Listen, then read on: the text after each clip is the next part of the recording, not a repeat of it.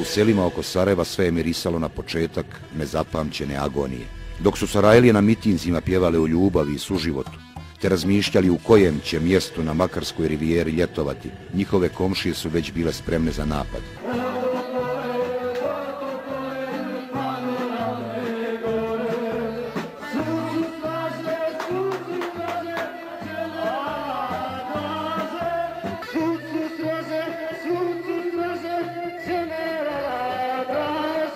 Mi smo našli planove u stanu Kukanjca u Sarajevu i u tim planovima je bilo da Sarajevo, predviđeno da Sarajevo pada za 3 dana, a Bosna i Hercegovina za 14 dana.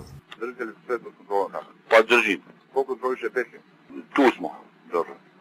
Je li sigurno da se pređe Izraelovca ovamo, nije? Do ovamo? Da. Može se proći.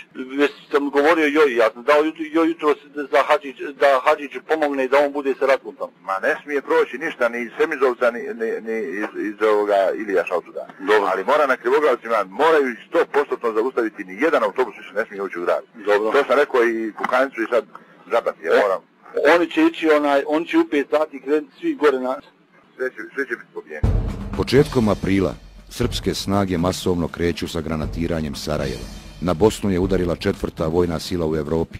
Nakon 295 godina na Sarajevo će krenuti novi Eugen Savojski, ovoga puta u liku Ratka Mladića, generala Jugoslovenske narodne armije, rođenog u Božanovićima kod Kalinovika, kao i austrijskom princu koji je 1697. godine do temelja popalio Sarajevo. Mladiću je u glavi bila ista ideja, popaliti Sarajevo, a u njemu ne ostaviti ni dijete u Bešici. Sarajevo je počelo gorjeti, ali za razliku od vakta kad ga je napao Eugen, ovaj put je Sarajevo imao ko braniti.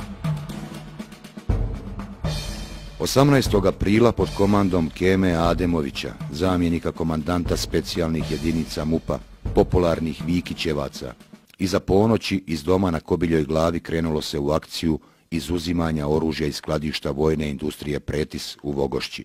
Stigli smo u dom, taj stari dom kulture, i tu smo imali sastanak sa TO-om. Nakon 10 minuta razgovora Kema Ademović je rekao da izađu svi predstavnici TO-a, da ostanu samo specijalci. Vikićevi specijalci su bez problema preko teretne kapije ušli u Pretis i iz njegovih skladišta izvukli dragocjene kontejnere sa osama i zoljama.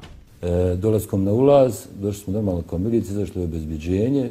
Mi smo obezbeđenje zadržali, savladali na jedan normalan policijski način, bez ikakve pretjerane upotrebe sile. Objasnili ljudima o čemu se radi, međutim bio smiješan da je moment jedan ti stražara, mislim da je bio Bošnjak, kad smo mu rekli da mora otvoriti kafe, mi smo pokidali telefone i tako da ne bi mogli napraviti neku dojavu. A on kaže, neću izgubiti posao. Ministarstvo unutrašnjih poslova ovdje Srpske republike, molim vas, trebala bi generala Kukanjca. Za koga treba? Za zamjenika ministra unutrašnjih poslova Momčila Mandića. Halo? Da. Dobro jutro. Dobro. Mome Mandić. Da imam. Kako ste, generale? Jebi ga, zajeban. Što?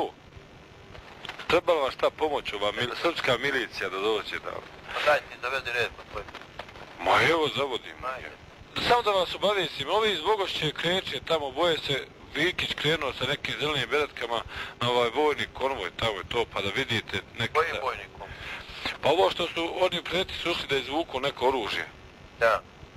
Pa da vidite o čemu se radi, da stupite u kontakt sa ovim pukovnikom što je u Vogošći. Sama akcija je tekla maestralno i završena je bez jednog ispaljenog metka.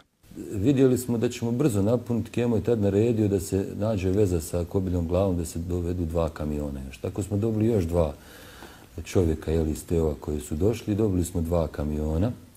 Kemo je onda naredio da u 5 do 5, vjerovatno zbog izlaska sunca ili svitanja, negdje oko 5:20, ja mislim da je bio, da u 5 do 5 svi moraju biti u vozilima. Saznavši za ovu akciju Vikićevih specijalaca, Radovan Karadžić je izbezumljeno molio generala Kukanjca da učini nešto kako bi spriječio iznošenje protivoklopnih sredstava. Dobar dan. Dobar dan. Radovan. Za Vogošću, molim vas. Vidite šta je, tamo Vikić i ovi zelene beretke pokušavaju da osvoje Pretis i da uzmu borbena sredstva. Mora se sprečiti. Pa naši tamo brane ljudi, radnici. A može li nekako da stavi tampon između njih? Pa da vidimo sad, evo sad mi u kontaktu.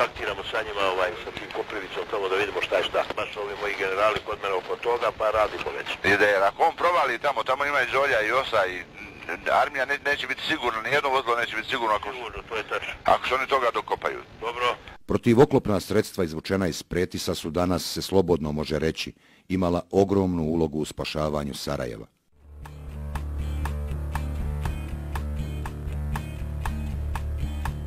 2. maja